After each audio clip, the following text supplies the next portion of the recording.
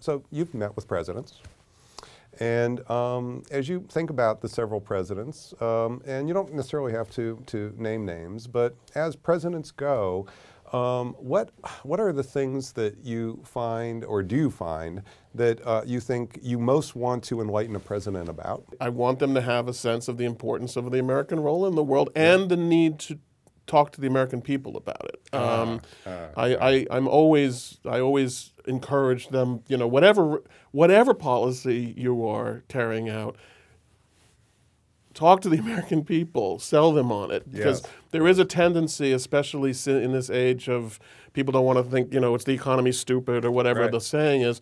You'll do the foreign policy, but you don't really want to have to sell it because you're not sure how the people are going to respond to it. And I just think that's a mistake. I think you've got to sell it. In my own historical work, one of the things I really have been most impressed by is, and this is not a novel observation, is Franklin Roosevelt's gradual attempt, in his view, to educate the American people, let them know what was going on, while his policies were doing nothing. I mean, he wasn't doing anything. At the first sight of hostile opinion to any policy, he would immediately back off. But he continued in, you know, fireside chats or press conferences or speeches to sort of say, this is what's going on in the world. During a campaign, and I've now been part of I would say, distantly part of 2 campaigns, which convinced me I never want to be part of a campaign again.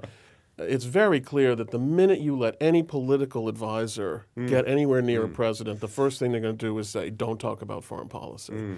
And, you know, to some extent that persists after a president's elected too. And that's where I feel like, you know, I get it, but you have now risen to a higher mission, and one of your missions is to talk to the American people about what the world looks like.